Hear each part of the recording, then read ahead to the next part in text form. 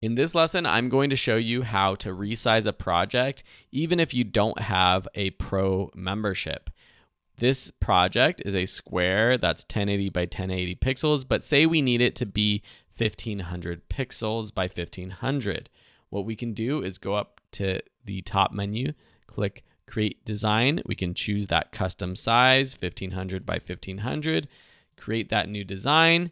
And the easiest way to do this is to go to our projects, make sure you have all projects on. You might not see all of your projects if not, and then find the project you're working on and then the page you're working on and tap that page, and it will actually apply that to this new size.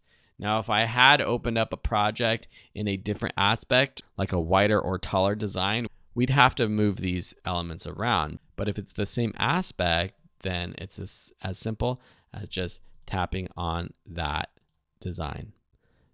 Another thing you can do, let's go ahead and open up a new design. We'll do it in that 1920 by 1080 aspect. You can copy and paste elements from one project to another. So if I go to this project and have it open, I can actually copy this and then go to my new design and paste it. However, what's not pasted is the background. So if I go to the background, I would have to find that color. Now again, we can do that by clicking on the background, going to that color, copying this.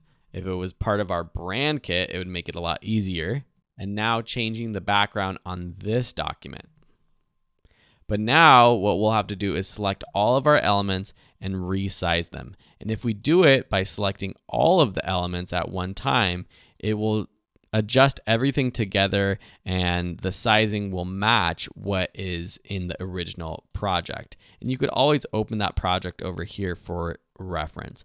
But because it's a different aspect, we would likely need to move some things around. And so this aspect gives us a little bit more wiggle room to move some of these elements around to make more sense for that wide screen, etc. I would have to play around with this, but that's how you can copy from one project to another, which is very helpful too.